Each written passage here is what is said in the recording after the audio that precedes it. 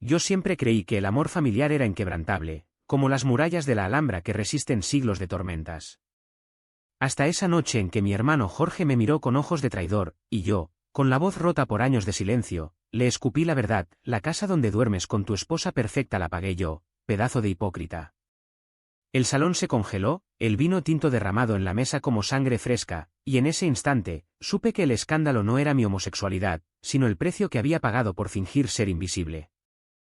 Me llamo Luis, y en Granada, donde el sol besa las tejas rojas cada amanecer, aprendí a odiar las sombras que proyecta mi propia familia. Tenía 28 años cuando todo empezó a desmoronarse de verdad, pero el veneno ya corría por mis venas desde niño. Crecí en el Albaicín, ese laberinto de callejones estrechos donde el aroma a jazmín se mezcla con el humo de las chimeneas, y donde mi madre, con sus manos callosas de costurera, me enseñó que el amor se mide en sacrificios silenciosos. Hijo, la familia es como un olivo antiguo, retuerce las raíces, pero nunca se quiebra, me decía mientras remendaba las sábanas raídas de mi padre, un carpintero que bebía demasiado y hablaba poco. Jorge, mi hermano mayor por 3 años, era el olivo entero, fuerte, ramificado, el que todos admiraban. Yo era la rama torcida, la que nadie notaba hasta que la podaban. Desde pequeño, supe que era diferente. No era solo el modo en que mi mirada se demoraba en los chicos del equipo de fútbol del barrio, con sus camisetas sudadas pegadas al torso bajo el sol implacable de agosto. Era el vacío que sentía cuando mi padre me daba palmadas en la espalda y decía: sé hombre, Luis, como tu hermano. Jorge era el héroe, sacó la carrera de Ingeniería Civil en la Universidad de Granada, consiguió un puesto en una constructora que olía a dinero nuevo, y a los 25 se casó con Elena, una mujer de ojos verdes y risa contagiosa que parecía salida de un anuncio de turismo andaluz. Yo, en cambio, trabajaba de barista en una cafetería del centro, sirviendo cafés con leche a turistas que fotografiaban la catedral como si fuera un souvenir. Ganaba lo justo para alquilar un piso diminuto en el Realejo, donde las paredes rezumaban humedad y mis noches se llenaban de apps de citas que prometían conexión pero entregaban solo soledad. La familia nos reunía los domingos en la casa de mis padres, una modesta vivienda de 2 plantas en las afueras, con un patio interior donde el limonero daba frutos ácidos que mi madre convertía en mermelada. Pero yo no era invitado. No del todo. Ven si quieres, Luis, pero no traigas a nadie, me decía mi madre por teléfono, con esa voz que temblaba como una hoja de olivo en el viento. Nadie. Porque nadie significaba que mi orientación sexual era el elefante rosado en la habitación, el secreto que todos fingían no ver.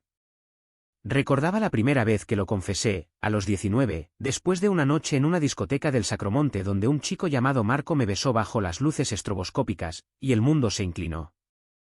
Llegué a casa con el corazón latiendo como un tambor flamenco, y se lo dije a Jorge en la cocina, mientras él pelaba patatas para la cena. Soy gay, hermano. Lo he sabido siempre. Él se rió al principio, pensando que era una broma, pero cuando vio mis ojos, su rostro se endureció. No lo digas en voz alta, Luis. Aquí no. Papá te mataría. Y no lo dije. No en voz alta. Años después, el silencio se convirtió en mi armadura. Iba a las cenas familiares solo cuando Elena no preguntaba por mi novia, y me sentaba al final de la mesa, asintiendo a las historias de Jorge sobre sus proyectos en la costa tropical, donde construía villas para ricos europeos que soñaban con escapadas exóticas. Él hablaba de hipotecas, de cuotas que le ahogaban, de cómo Elena estaba embarazada de su primer hijo y necesitaban estabilidad. Yo escuchaba, con el tenedor clavado en el gazpacho frío, y pensaba en cómo mi sueldo de mierda se evaporaba en propinas y alquiler. Pero un día, hace 4 años, Jorge me llamó a las 3 de la mañana. Luis, necesito ayuda. No se lo digas a nadie. Estaba en el bar, limpiando la máquina de espresso, y su voz sonaba como grava bajo las botas. Me contó de la casa que querían comprar en el centro de Granada, cerca de la Plaza Nueva, 3 habitaciones, balcón con vistas a la Sierra Nevada, el sueño de una familia nuclear. Pero el banco les pedía un aval, y él no lo tenía. Préstame el dinero, hermano. Te lo devuelvo en cuotas. Por favor. No lo pensé 2 veces. Vendí mi moto, la que había comprado con mis ahorros de adolescente, y pedí un préstamo personal que me ataba como una soga al cuello. Transferí el dinero a su cuenta esa misma semana, sin papeles, sin promesas escritas. Eres el mejor, Luis, me dijo, abrazándome fuerte en el parking de la cafetería, bajo la lluvia fina que empapa el invierno granadino. Y durante meses, le enviaba lo que podía, 200 euros aquí, 300 allá, robados de mis propinas y de horas extras que me dejaban los pies hinchados y el alma exhausta. Nunca lo mencioné en las cenas. Nunca pedí reconocimiento. Era mi forma de comprar un asiento en esa mesa familiar que me rechazaba. Pero el peso crecía. Cada domingo, veía a Jorge levantar su copa de Ribera del Duero y brindar por la familia unida, mientras Elena ponía su mano en su vientre redondo, y yo me tragaba el nudo en la garganta. Mi padre, con su bigote canoso y sus manos temblorosas por la artritis, me daba palmaditas distantes: busca una buena chica, hijo. Mi madre desviaba la mirada, como si mi existencia fuera un error en el bordado de su vida. ¿Y Jorge? Jorge me evitaba los ojos, hablando de todo menos de la deuda invisible que nos unía. Una noche, después de una cena donde me habían hecho sentir como un intruso: Luis, ¿sigues solo? Deberías conocer a alguien normal. Salí al patio y fumé un cigarrillo bajo el limonero. Las luces de Granada parpadeaban a lo lejos, como estrellas caídas, y lloré por primera vez en años. No por el rechazo, sino por el amor que aún sentía, ese amor tóxico que me hacía pagar por migajas de afecto. El bar donde trabajaba se llamaba El Mirador, un rincón bohemio con mesas de madera astillada y paredes cubiertas de fotos en blanco y negro de la Guerra Civil. Allí conocí a Pablo, un pintor itinerante de 26 años con tatuajes que serpenteaban por sus brazos como ríos secos. Llegó una tarde de otoño, pidiendo un cortado y un croquis del Sacromonte en su libreta. Sus ojos, color avellana bajo el flequillo revuelto, me atraparon como una red de flamenco. Hablamos durante mi pausa, de la Alhambra al amanecer, de cómo Granada te envuelve en su historia hasta que no sabes dónde termina la ciudad y empiezas tú. Eres guapo cuando sonríes, Luis, me dijo, y por primera vez en meses, creí que alguien me veía de verdad.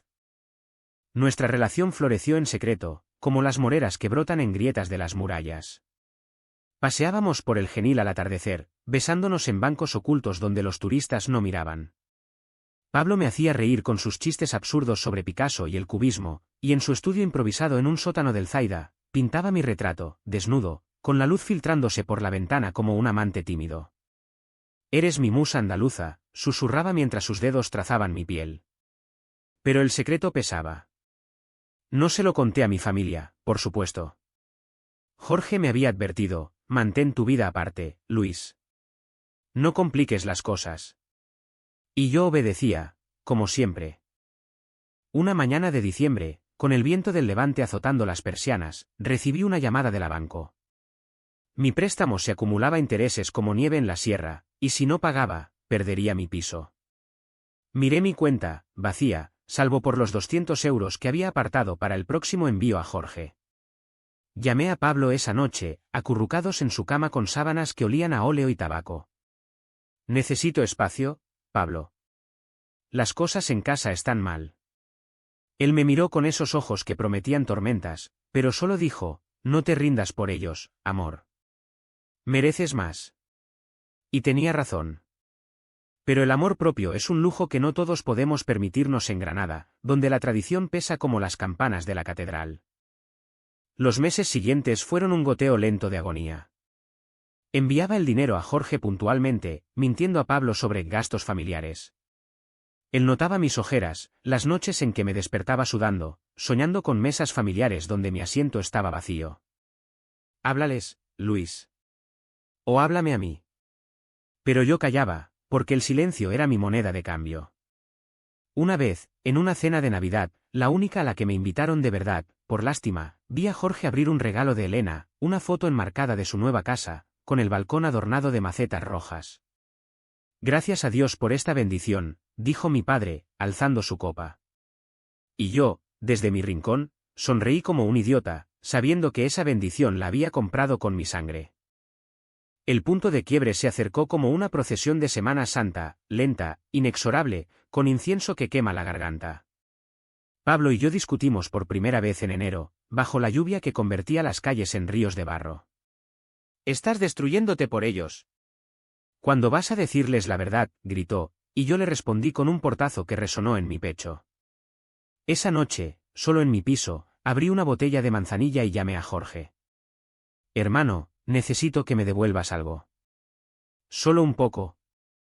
Su silencio al otro lado fue más elocuente que cualquier excusa. Ahora no es buen momento, Luis. Elena va a dar a luz en marzo. Aguanta. Colgué, y el odio se instaló en mí como una raíz profunda, retorciéndose. Pero el odio no es solo oscuridad, es un fuego que ilumina lo que antes ignorabas. Empecé a notar las grietas, como mi madre evitaba tocar mi mano al servir el salmorejo, como mi padre murmuraba sobre esos maricones en las noticias mientras veía la tele. Jorge, el peor de todos, me mandaba mensajes esporádicos: gracias por todo, carnal. Eres un santo. Un santo. Ja. Los santos no sangran. La primavera llegó a Granada con un estallido de azahares, perfumando el aire como un beso traicionero.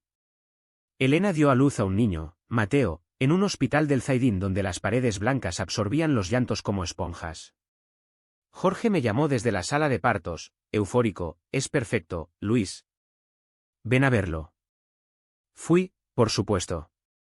Conduje mi viejo Seat por las avenidas atestadas de jacarandas en flor, el corazón latiendo al ritmo de los semáforos. En la habitación, Elena dormía con el bebé en brazos, y Jorge me abrazó como si fuéramos niños de nuevo, correteando por el Albaicín. Gracias por estar aquí, murmuró, y por un segundo, creí que el dinero no importaba, que el lazo de sangre era más fuerte que cualquier deuda. Pero las mentiras tienen raíces que se extienden como hiedra venenosa. Semanas después, en una de esas cenas familiares que me toleraban como a un pariente lejano, todo empezó a pudrirse. Era Pascua, y la mesa estaba cargada de torrijas empapadas en miel, cordero asado que chorreaba jugos, y el vino de rute que enciende la lengua como fuego lento. Mi padre presidía la cabecera, contando anécdotas de su juventud en la vendimia, cuando los hombres eran hombres y el mundo no se había vuelto blando. Mi madre servía, con su delantal floreado, lanzándome miradas que decían: compórtate. Jorge, con Mateo en una sillita a su lado, hablaba de la remodelación de la casa: hemos puesto azulejos nuevos en la cocina, como los de la Alhambra. Elena está encantada. Reí, un sonido hueco que nadie notó, y serví más vino a todos, menos a mí mismo. Entonces, Elena, con esa inocencia que me desarmaba, preguntó: Luis, ¿tú no piensas en tener familia? Eres tan bueno con Mateo. El silencio cayó como una cortina de plomo. Mi padre carraspeó, mi madre dejó caer un plato con un estruendo que hizo llorar al bebé. Jorge intervino rápido: Luis tiene su vida, cariño. En el bar, con sus amigos. Amigos. La palabra me quemó la garganta. Me levanté, excusándome con una sonrisa falsa, y salí al patio. El limonero había florecido, pero sus pétalos blancos parecían fantasmas bajo la luna llena. Encendí un cigarrillo, inhalando el humo como si pudiera llenar el vacío. Jorge me siguió minutos después, con 2 torrijas en un plato. Come, hermano. No te lo tomes a mal.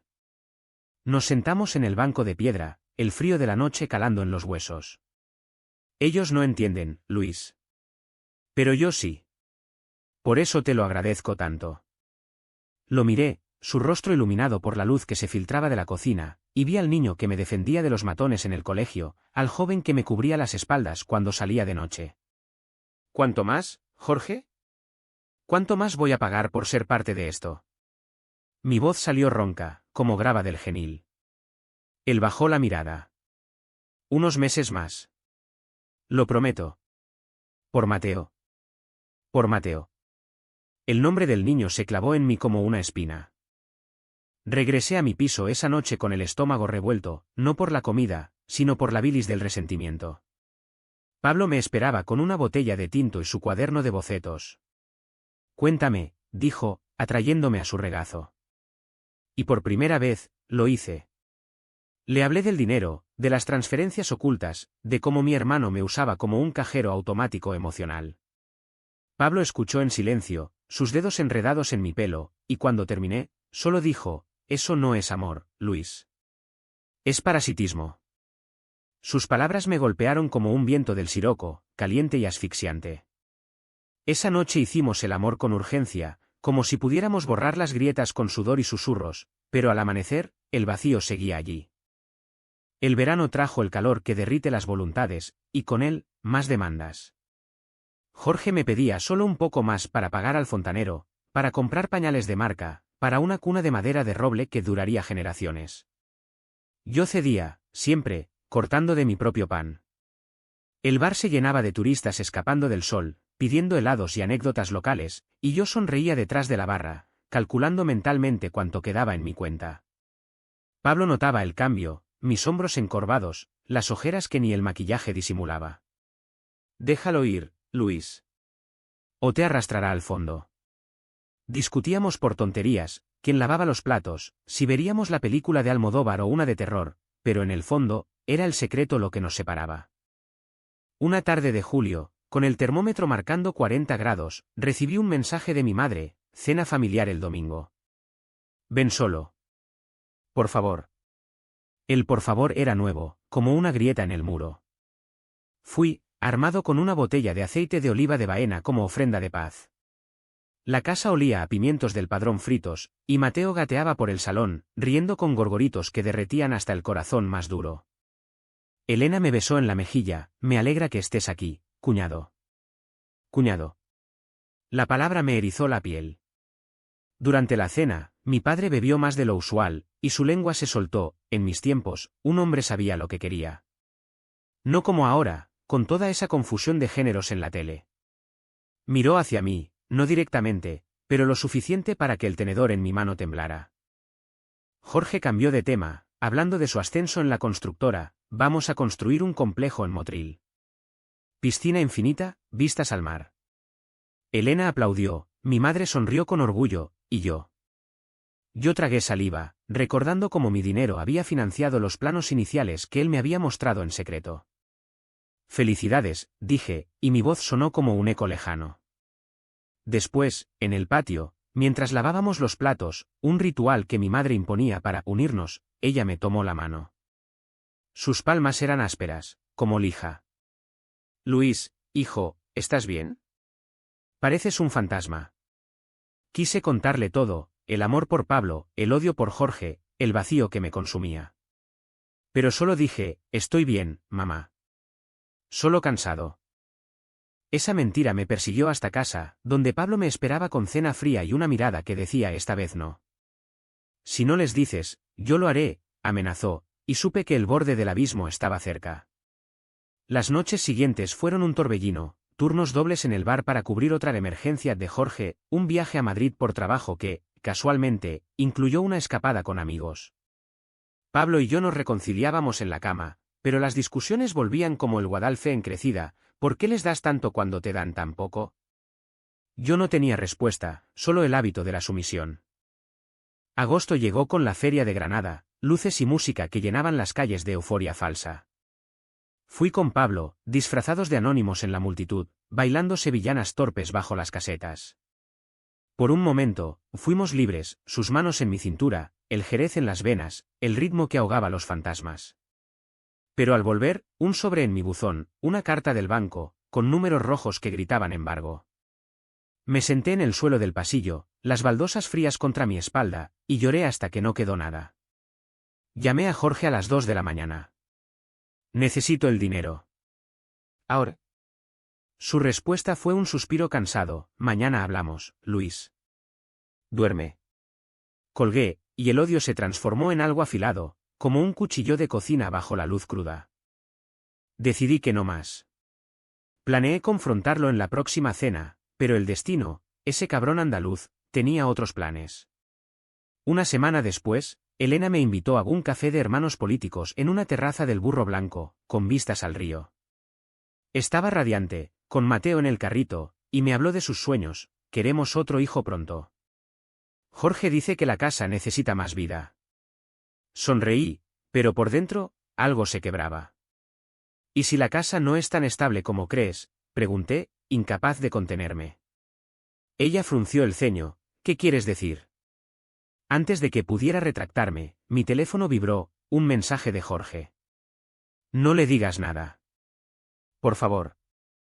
Demasiado tarde. Esa noche, solo en el bar después del cierre, limpié la máquina de café con movimientos mecánicos, el vapor quemándome los dedos como recordatorio. Pablo entró sin avisar, con una rosa robada de un jardín vecino. Hablemos, Luis. De verdad. Nos sentamos en la barra, con el neón parpadeando sobre nosotros como un interrogatorio. Le conté todo, la carta del banco, la invitación de Elena, el mensaje de Jorge. Él me tomó las manos, es hora de romper el ciclo. Invítalos a cenar. Todos. Y di la verdad.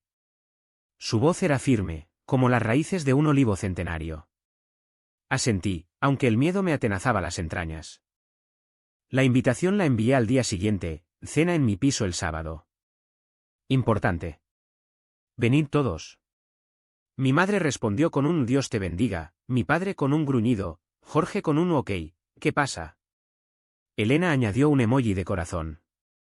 Preparé la mesa con lo mejor que tenía, paella de mariscos que cociné durante horas, vino de la Alpujarra, y en el centro, una botella de absenta que Pablo trajo para los valientes.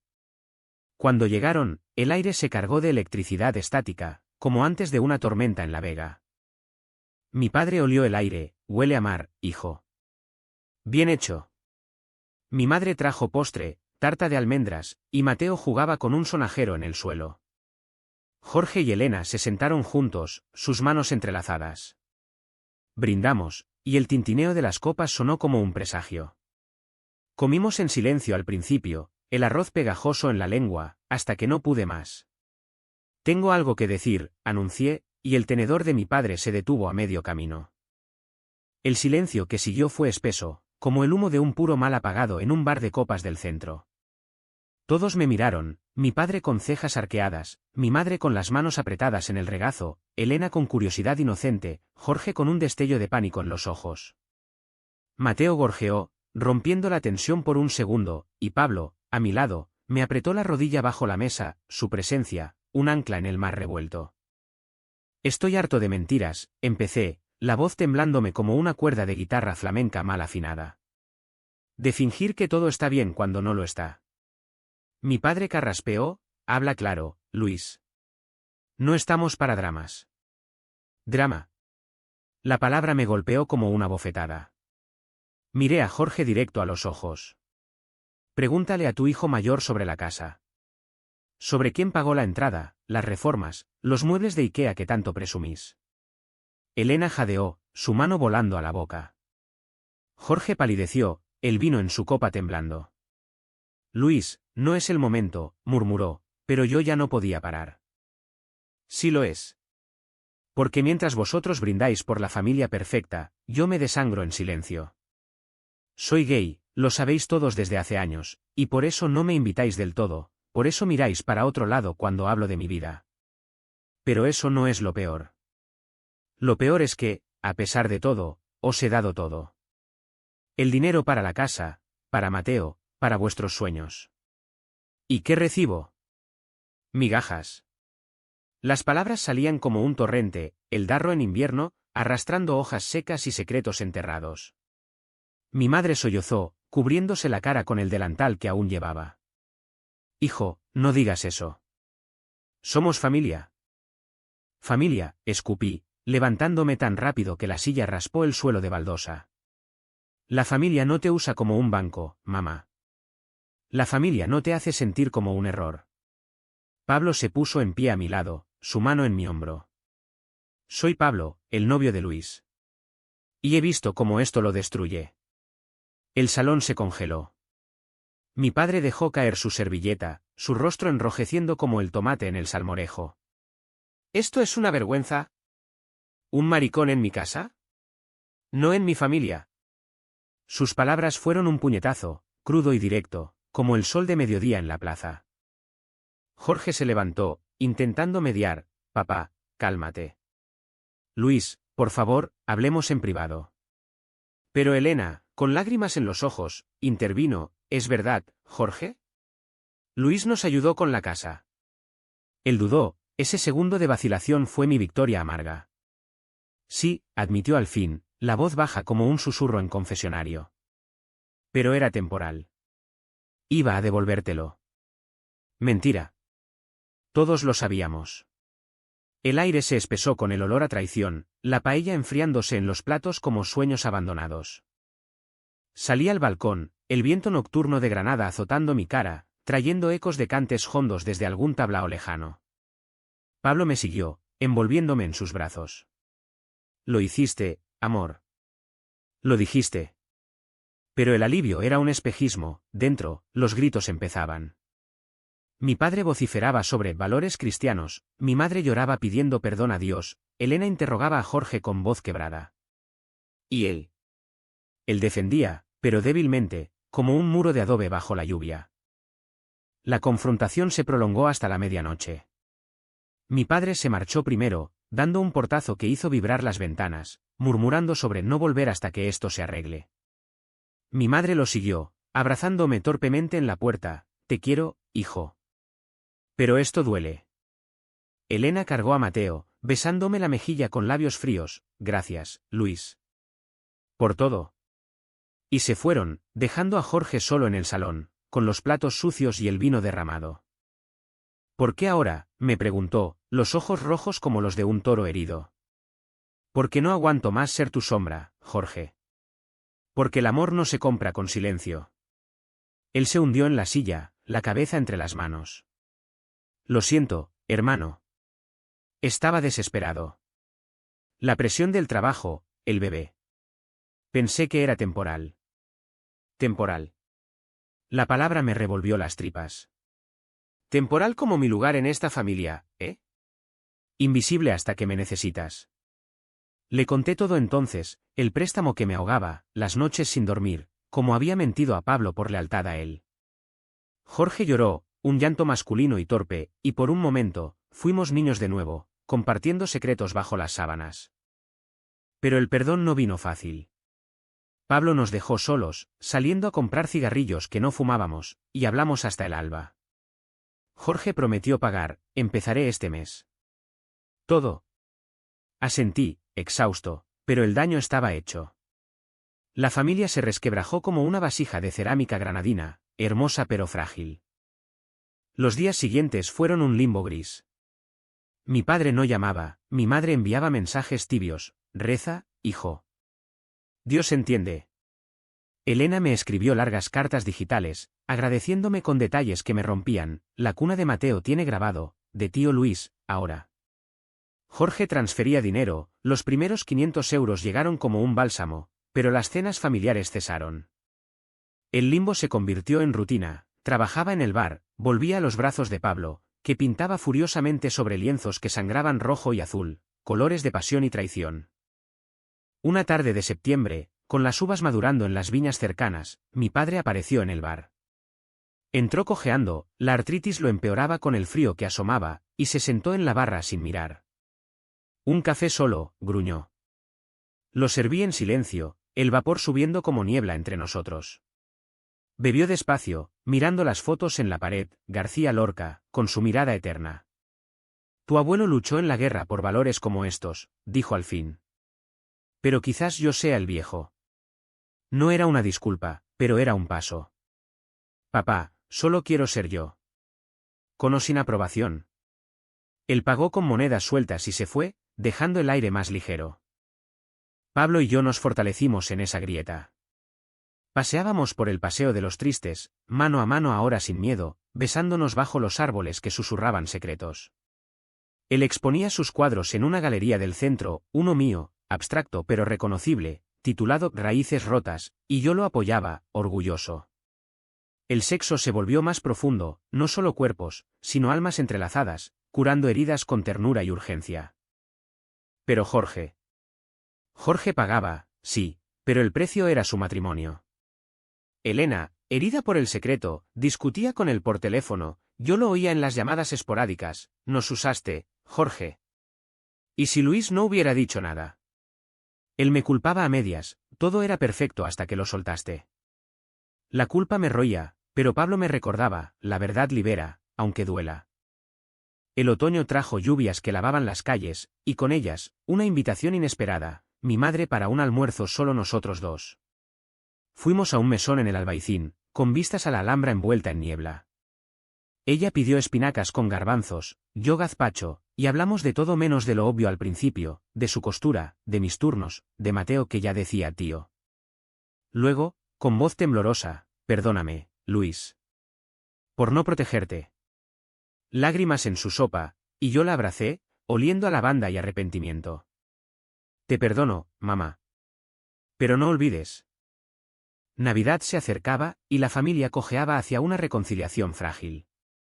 Jorge propuso una cena neutral, en un restaurante de la Carrera del Darro. Acepté, con Pablo a mi lado como escudo. Mi padre llegó tarde, con una botella de Pedro Ximénez como ofrenda. Brindamos por tiempos nuevos, pero las conversaciones eran minas, un chiste sobre fútbol que rozaba lo homofóbico, una mirada de Elena que decía aún duele.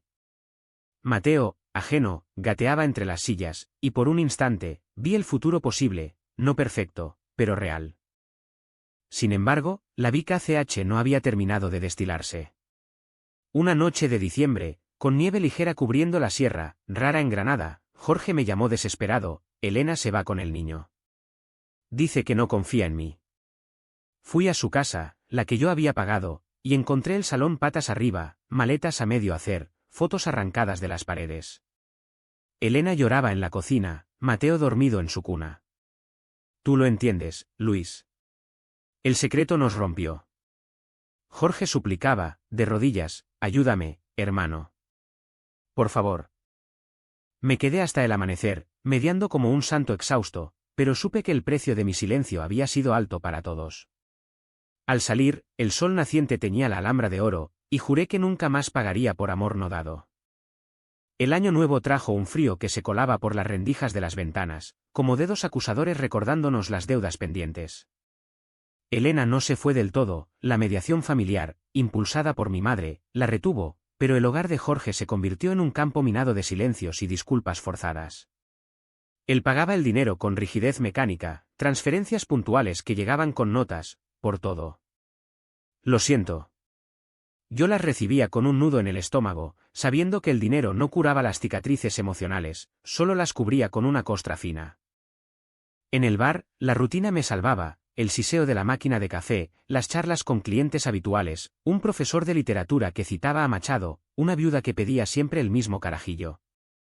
Pablo exponía más, su arte ganando tracción en círculos bohemios de Granada, y yo lo acompañaba a vernisajes donde el vino fluía y las miradas no juzgaban. Míranos, me decía en la cama, trazando mapas invisibles en mi pecho. Sobrevivimos. Pero la supervivencia no es victoria, es solo no hundirse del todo. Mi padre empezó a aparecer esporádicamente en el bar, pidiendo su café y quedándose a charlar. Al principio, eran monosílabos sobre el tiempo, este invierno es traicionero como un amante falso, pero gradualmente, se abrieron grietas. Una tarde, con la lluvia martilleando el toldo, me contó de su juventud, tu abuelo era duro, Luis. Me pegaba por llorar. Pero yo te quiero a mi manera. No era disculpa plena, pero era progreso. Le hablé de Pablo, casualmente, es un artista. Me hace bien. Él asintió, removiendo el azúcar, mientras seas feliz, hijo. La palabra feliz colgaba en el aire como humo de incienso. Mi madre, más devota, me arrastró a la catedral un domingo, bajo las bóvedas que susurraban oraciones eternas. Encendimos velas por la familia rota, y ella rezó en voz baja, sus cuentas del rosario clicando como un reloj. Dios nos prueba, Luis. Pero el amor vence. Caminamos después por las calles del centro, deteniéndonos en una heladería para cucharadas de pistacho y chocolate. Cuéntame de Pablo, pidió, y lo hice, sus pinturas, sus risas, cómo me hacía sentir visto. Ella sonrió, genuina, me alegra. Mereces luz. Jorge, sin embargo, se hundía. Las llamadas nocturnas se multiplicaron, Elena amenaza con divorcio. Dice que soy un mentiroso. Lo escuchaba desde mi sofá, con Pablo durmiendo a mi lado, y le aconsejaba lo que podía, sé honesto. Como yo lo fui. Pero la ironía me quemaba, yo había sido honesto demasiado tarde. Una noche, vino a mi piso sin avisar, oliendo a whisky barato y desesperación. Perdóname, Luis. Te robé la dignidad. Se derrumbó en llanto, y lo abracé, hermanos de nuevo, pero heridos. Paga la deuda, Jorge. Y aprende. Elena y yo nos vimos a solas en un parque cerca del río, con Mateo correteando entre los patos. Gracias por la casa, dijo, con ojos hinchados. Pero duele saber que fue a costa tuya.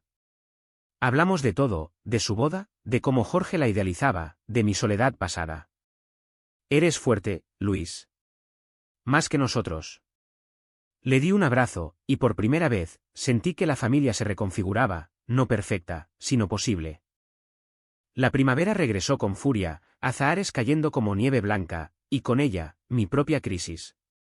El banco me notificó que, con los pagos de Jorge, podía refinanciar, pero el estrés había cobrado factura, migrañas que me doblaban, noches de insomnio donde revivía la cena confesión.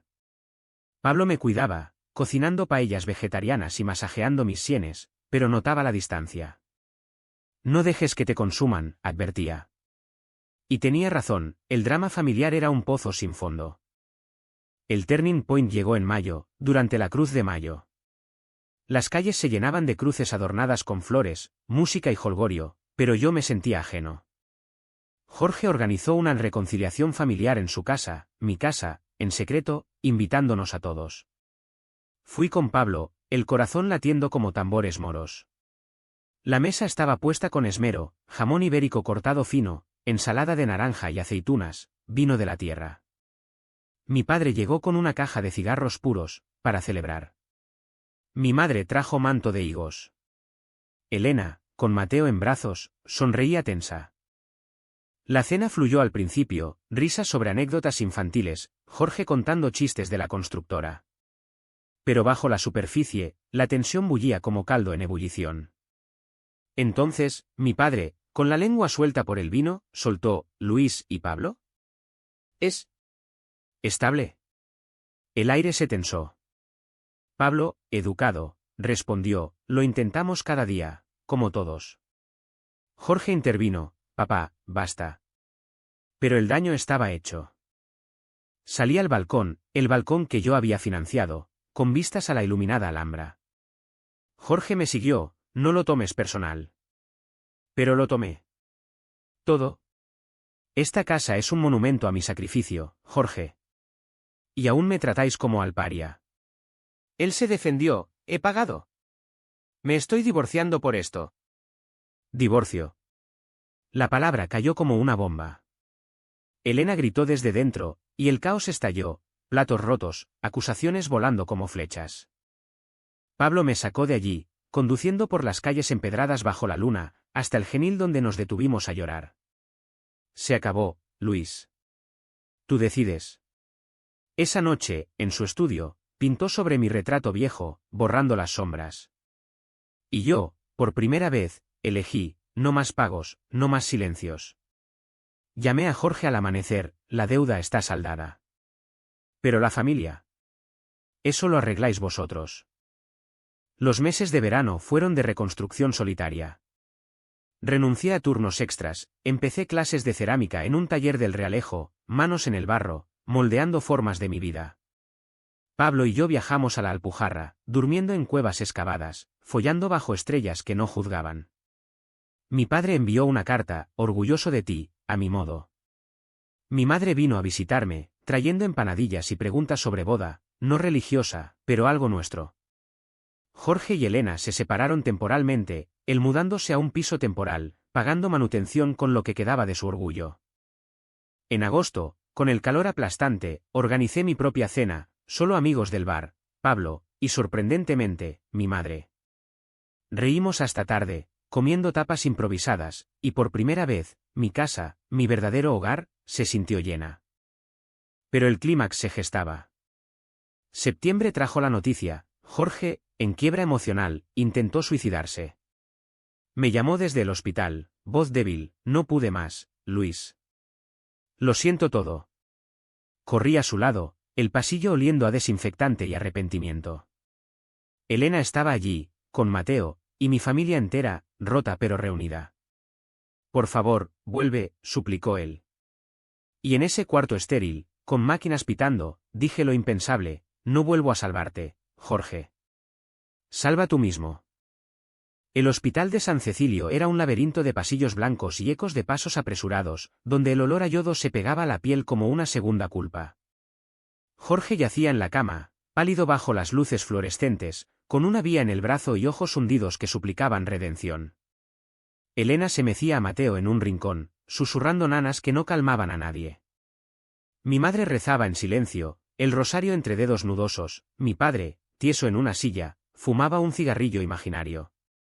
Y yo, de pie al pie de la cama, sentía el peso del linaje en mis hombros, el primero en romper el ciclo, o el último en caer.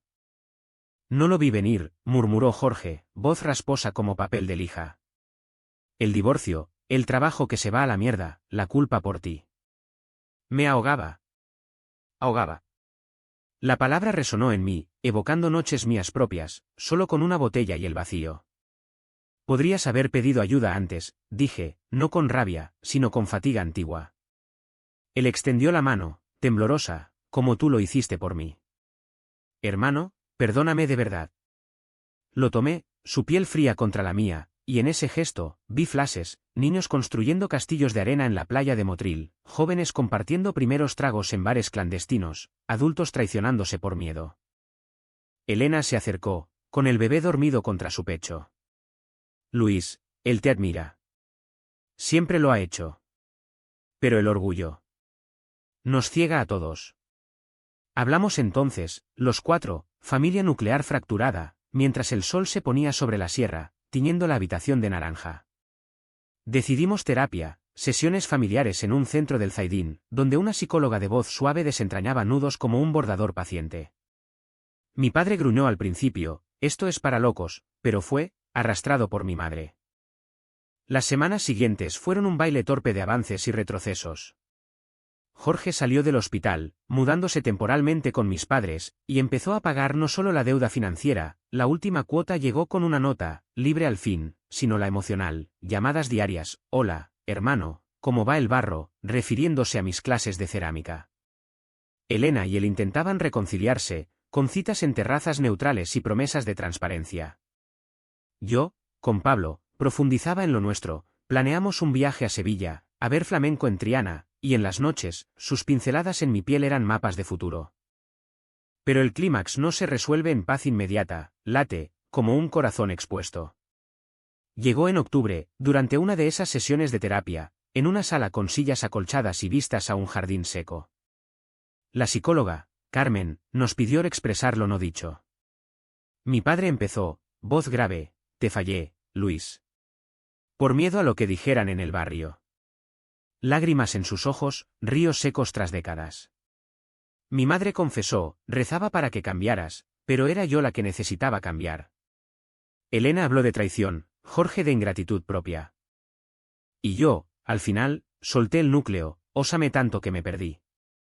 Pagué vuestra casa para comprar un lugar, pero el precio fue mi alma. Ser gay no es pecado, el silencio lo es.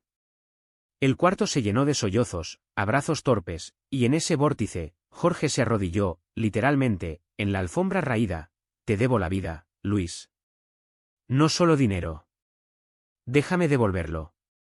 No era grandioso, no había fuegos artificiales, solo verdad cruda, como el gazpacho en verano, refrescante y punzante. Salimos cambiados, cojeando hacia la luz. La familia se reunió por primera vez en mi piso para Acción de Gracias, adaptado a lo andaluz, con pavo asado y tarta de manzana, con Pablo integrado como el quinto miembro. Reímos de nervios al principio, pero Mateo rompió el hielo gateando sobre todos, y el vino soltó lenguas. Mi padre incluso bromeó, Pablo, pinta a este viejo. Y lo hizo, semanas después, un retrato que colgamos en la pared, arrugas como surcos de olivo, ojos que ya no huían. Jorge y Elena volvieron juntos, frágiles pero unidos, con terapia conyugal. Él cambió de trabajo, a una constructora más pequeña pero ética, y me involucró, diseña el jardín de un proyecto. Tu ojo para lo bello. Acepté, mis manos en el barro ahora creando, no solo sobreviviendo. Pablo y yo, en privado, curábamos capas profundas. Una noche, en el Sacromonte, bajo cuevas iluminadas por velas, bailamos flamenco improvisado, yo torpe, él grácil, y en el sudor, susurró, te elijo cada día. Hicimos el amor allí, en la tierra roja, con el eco de palmas como bendición. Pero la curación tiene sombras. Mi padre tuvo un ataque al corazón en noviembre, leve, pero recordatorio de mortalidad. En su cama de hospital, me tomó la mano. No esperes, hijo. Vive ya. Mi madre envejecía visiblemente, sus manos temblando al coser. Jorge recaía en dudas, ¿y si Elena se va de verdad? Yo lo aconsejaba, construye, no pagues. Navidad llegó nevada, rara en Granada, y la celebramos en la casa de mis padres, ahora neutral. La mesa rebosaba, marisco fresco, polvorones, villancicos desafinados. Brindamos por ausencias y presencias, y Mateo, diciendo sus primeras palabras, balbuceó tío Lu, derritiendo corazones. No era perfecto, las miradas aún vacilaban, las palabras tropezaban. Pero era real, como la Sierra Nevada, áspera, pero hermosa. En Año Nuevo, Pablo y yo subimos a la Alhambra al amanecer, solos, con termos de chocolate caliente. El sol salió, dorando las torres, y juramos, por nosotros. Bajamos entrelazados, listos para lo que viniera. El invierno se despidió con vientos que barrieron las últimas nieves, dejando Granada reluciente bajo un sol que prometía renacer. La familia, como un mosaico granadino, se recompuso con piezas irregulares. Mi padre caminaba más lento, pero con bastón de olivo que yo le tallé en cerámica, un híbrido absurdo que lo hacía reír. Mi madre bordaba ahora manteles con hilos arcoíris, para el nuevo tiempo, decía. Jorge y Elena anunciaron embarazo de nuevo, esta vez, con verdad, y él me confió, serás padrino, Luis. De verdad. Acepté, con el corazón expandido pero cauto. Pablo y yo nos mudamos juntos a un piso en el Albaicín, con balcón que da a callejones donde el jazmín trepa como esperanza. Sus cuadros cubren las paredes, mi torno de cerámica en la esquina, y las noches son sinfonías de risas y susurros. Hemos ganado, dice él, pero yo sé que no se gana, se vive. Las cenas familiares volvieron, no semanales, sino mensuales, en rotación, mi casa, la de Jorge, incluso una vez en el campo, picnics bajo olivos donde Mateo corre libre. Hablamos de todo ahora, política que divide, amores que curan, secretos que ya no pesan. Mi padre pregunta por expos de Pablo, mi madre hornea para mi yerno. Jorge y yo, hermanos de nuevo, compartimos cervezas en tabernas del foro, contando lo no dicho, te envidiaba, Luis. Tu libertad. Pero el drama no desaparece, muta. Una tarde de primavera, en el bar, que ahora CEO gestiono con un socio, un cliente homofóbico soltó un comentario, aquí todo es mariconeo. Lo eché, con calma, pero el pulso acelerado. Pablo me esperó fuera, orgulloso de ti. Esa noche, follamos con furia redentora, reclamando espacio. El verano trajo cierre, vendimos la casa de Jorge, con mi bendición, y con la ganancia, él me dio un cheque simbólico, para tu futuro. Lo invertí en un taller propio, Raíces Nuevas, donde enseño cerámica a jóvenes LGBT del barrio. Mi primera clase, un chico de 17, ojos asustados como los míos antaño. Aquí moldeas lo que quieras, les digo. Otoño, y el ciclo gira. Elena da a luz a una niña, Sofía, en el mismo hospital. La familia se reúne, risas y llantos, y yo sostengo a la bebé, su peso ligero como perdón. Jorge me abraza, gracias por no rendirte. Mi padre, desde su silla, asiente, somos más fuertes rotos. Navidad cierra el año, bajo luces que parpadean como estrellas en la sierra. La mesa, cargada de tradición y novedad, paella vegana para Pablo, torrijas con twist de chocolate. Brindamos por lo que fue y lo que es, y Mateo alza su copa de zumo, familia. Ahora, en las mañanas, despierto con Pablo ronroneando, el sol filtrándose por persianas de madera. Bajo a la calle, compro pan crujiente en la Tahona, y camino hacia la Alhambra, no como turista, sino como nativo. La vida no es cuento de hadas, es drama andaluz, pasión, traición, redención en compás de 12. ¿Y el final? No hay. Solo una pregunta que me susurra el viento del levante, ¿cuánto amor basta para sanar una familia? Yo digo, el que se da sin esperar cambio.